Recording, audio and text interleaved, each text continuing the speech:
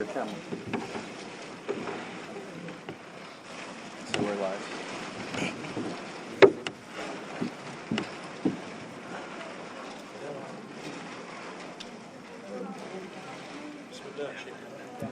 Alhamdulillah Rabbil Alameen.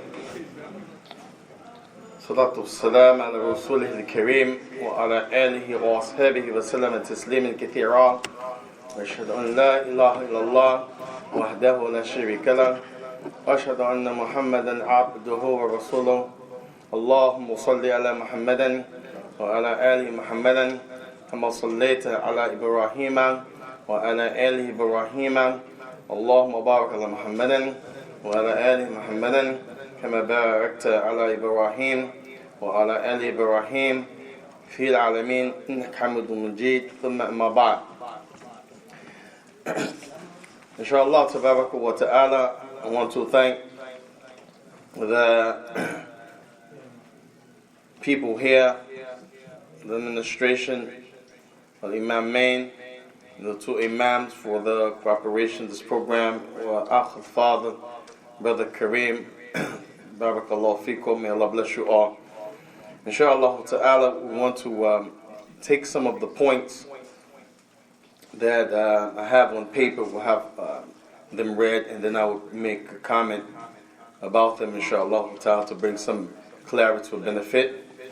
And we know that Allah subhanahu wa ta'ala mentioned many places, such as in the Quran and Surah Al-Imran, when He said about the Prophet, يعني ذَلِكَ مِنْ أَنْبَاءِ الْغَيْبِ نُوحِيهِ إِلَيْكَ. And these are from the stories of the unseen, things that you didn't know. Muhammad, talking about the event and the story of Maryam and her son Isa alayhim salam, showing that Allah subhanahu wa ta'ala, He brings the history. وَكَذَلِكَ في سورة يوسف وبارك الله فيكم قصص. Tabarak wa ta'ala mentioned this of the history and the story, and this is a benefit for us so that we will understand, as Tabarak wa ta'ala He mentioned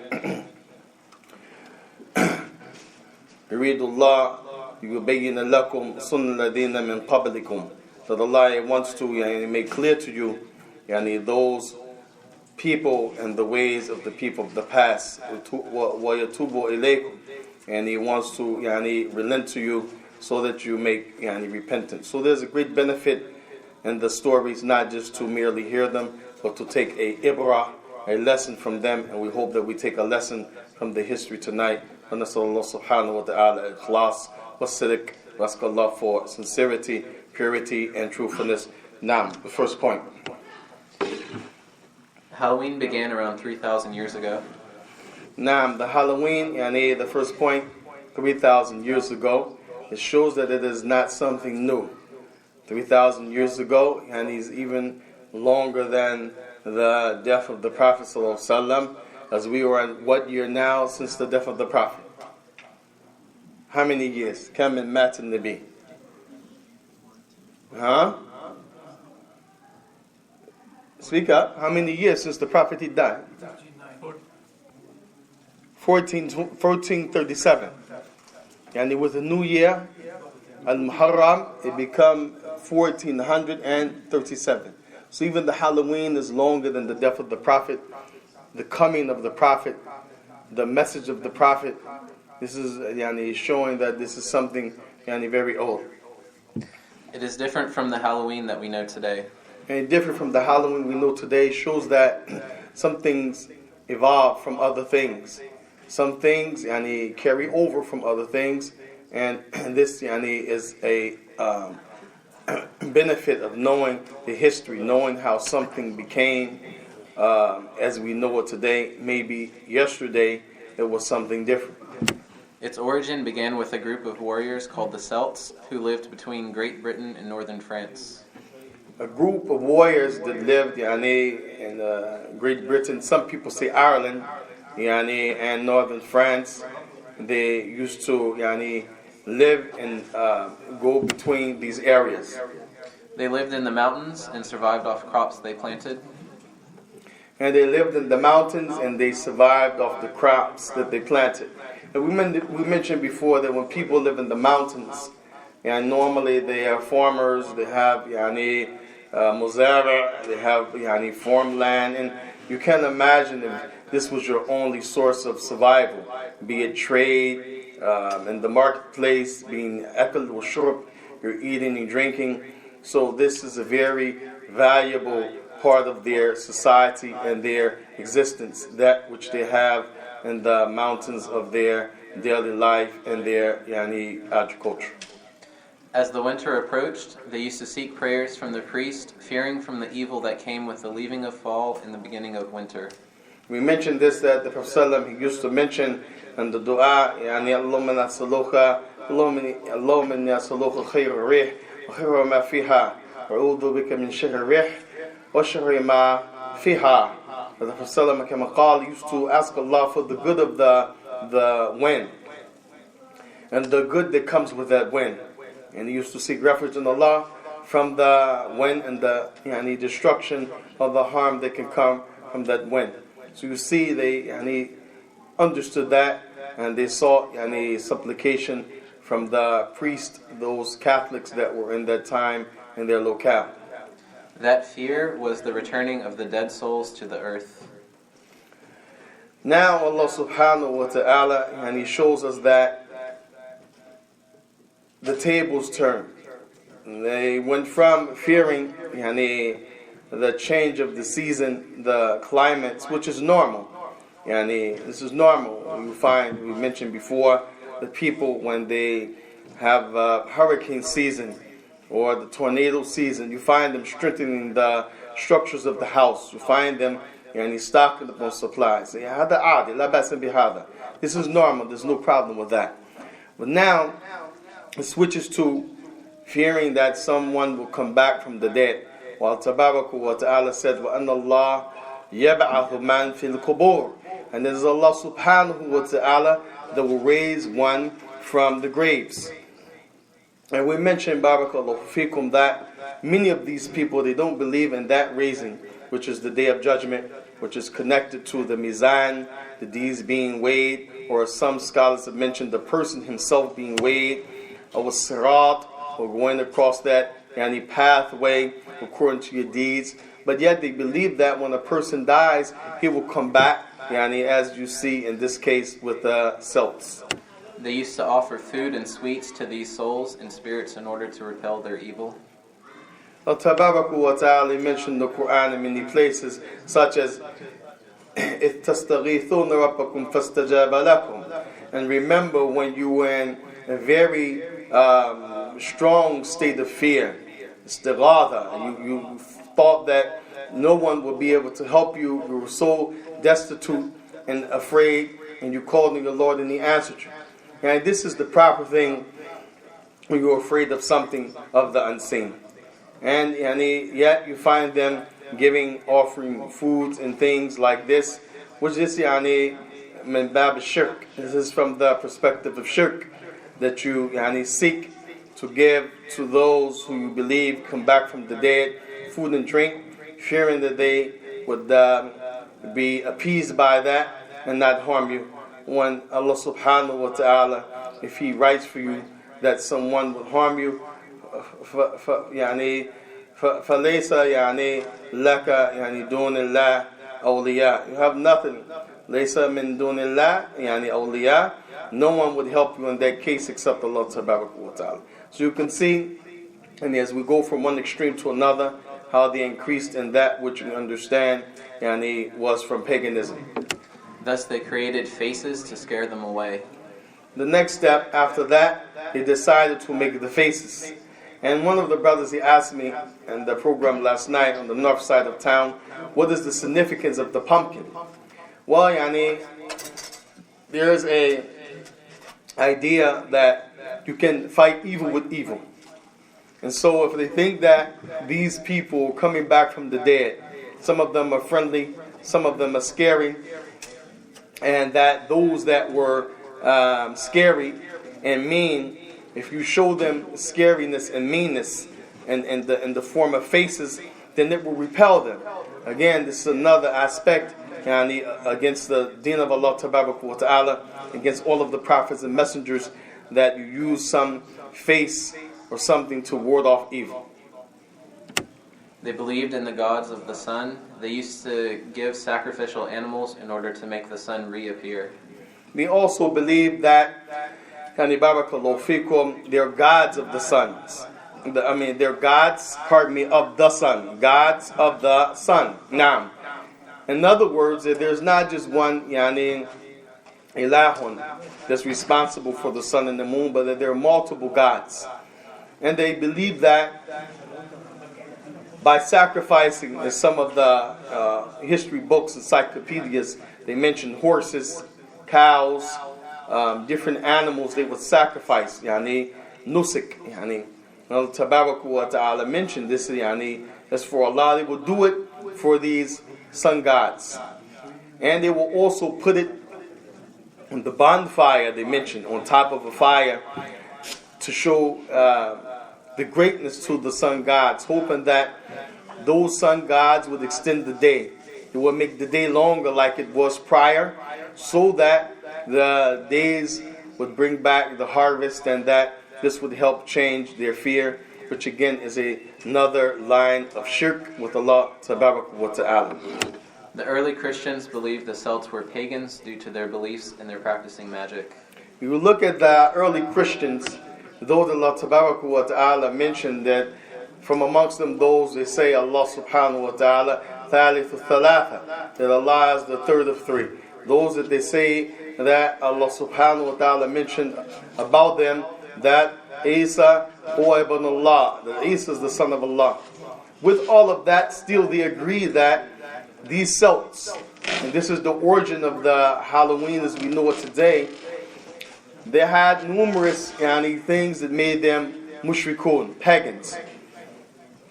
And that they deemed them to be pagans because of their belief and their association with black magic, with the magic, witchcraft.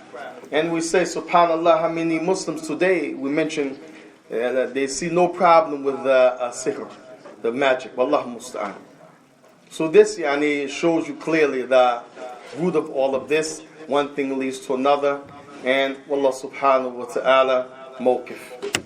After the Christians were unable to change these customs, they decided to alter the customs to the Halloween as we know of today. And we see that, as they say, if you can't beat them, then you do what? Join them, yes. Because you see, in the beginning, the same Christians deemed them to be pagans, and they made inkar against their different beliefs and the usage of magic and so forth. That they believed they were involved in the Celts. But then after this widespread customs that they had spread from not only Great Britain and North France and other places, they started to try to make something similar to offset that which those people brought that we know to be from their Halloween 3,000 years ago. Hallows Eve was the night the Celts would predict the future, who would live, die, or prosper. They relied upon the dead spirits to provide those answers. Hallows Eve was October 31st. So, where in one case these people came with the idea that somebody's going to come back from the dead and they're going to either cause some good or harm, and we're afraid of the harm. Then they went from that to the issue of making faces. And then, as you heard, they would give them food and sweets and like this. Then they made this an official day, which we know is called Halloween, the 31st. But then the Christians brought into this idea, and they said, okay, if they're going to do this, then we need to give a day to remember the saints, meaning those who were righteous who died. So this became November the 1st, the day after Hallows Eve, which actually was a issue of the dead coming back. Then they said we need to commemorate the righteous saints. And then after that, they said for the 2nd of November, let's just have All Souls Day. No matter who died, let's have a celebration for that. So all of this, we find Allah subhanahu wa ta'ala and His Messenger teaching us the ways of the people of the past. And the Prophet ﷺ mentioned that we will follow the ways of those people before us, showing that if you don't stick to the course, you will try to negotiate, you will try to appease, and this only leads you further astray. Wallahu musta'an. At the same time, the Romans had something similar called Pomona, the Roman goddess of agriculture and abundance. They offered fruits and nuts to these gods.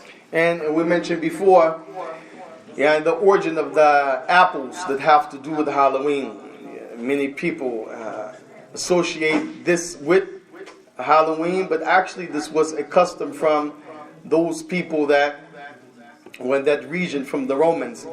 And we remember, as one of the brothers mentioned, back in the 70s and early 80s, where they would take the apples and dip them in some candy. They're called candy apple. You take the apple, you put a stick on it like for the ice cream, and you dip it in this red candy, and you put it in the refrigerator. It becomes hard.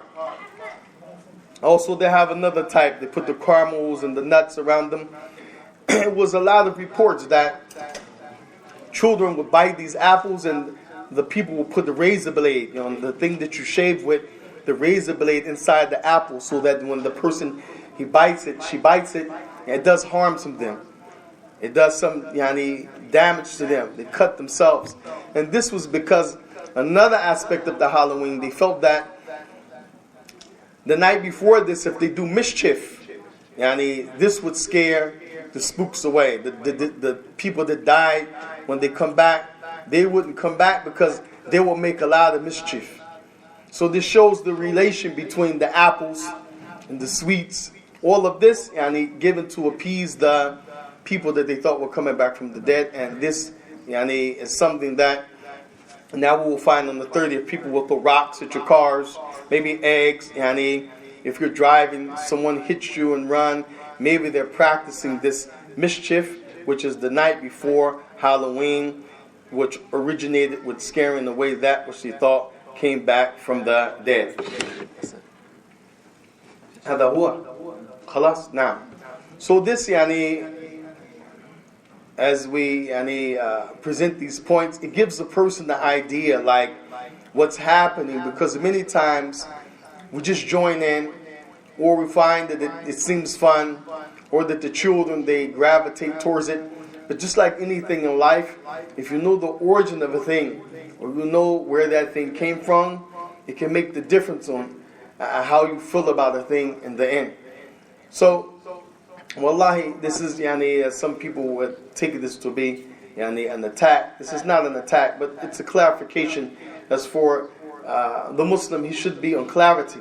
He should be upon bayyin about his worldly life as well as his religious life, that he stays in line with that which the Prophet ﷺ, he was sent with the message which Allah Tabaraka wa Ta'ala told him, Kun fa'andir, ay indar and the shirk, to stay away from anything that's shirk or a part of shirk, any of the branches or the things that are from the ingredients of shirk. And we can see this is full of the history of these people, different types of shirk and disbelief, seeking refuge in the dead and the deceased and so forth. So we ask Allah Tabaraka wa Ta'ala to make it firm in our hearts that we have a love and a dignity for Islam that provides us no way to compromise this with our children, as well as the adults. In these days, adults now, they even buy the costumes and they go out and party.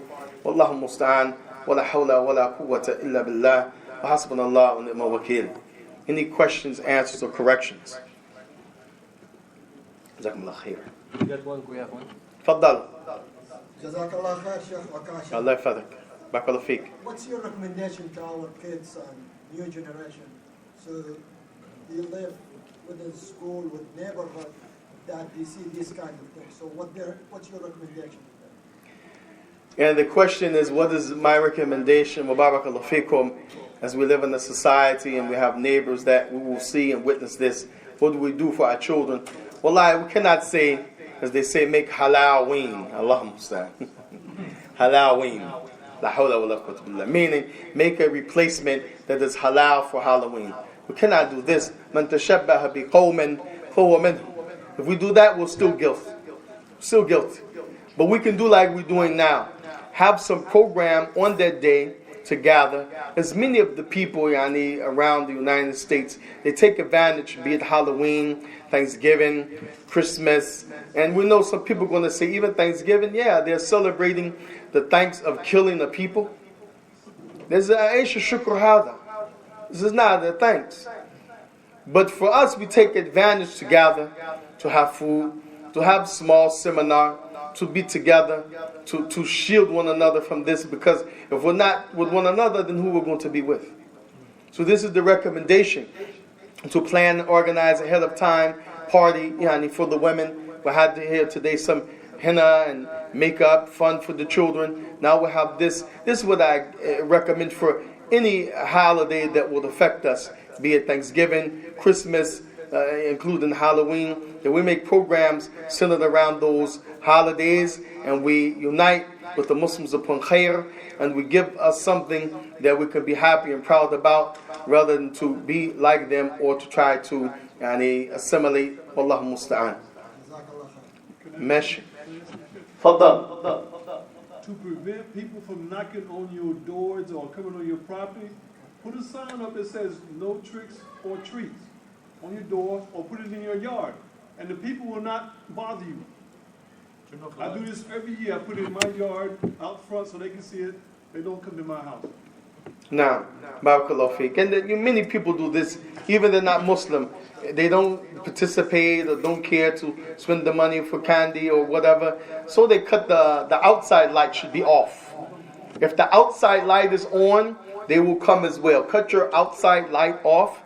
And if, like Sheikh Nazir said, you have the ability to put no trick, no treat, no candy like this, labas. Inshallah. Barakallahu feek. Two more questions and then Sheikh Misbah or Sheikh Mawlid Mawjood.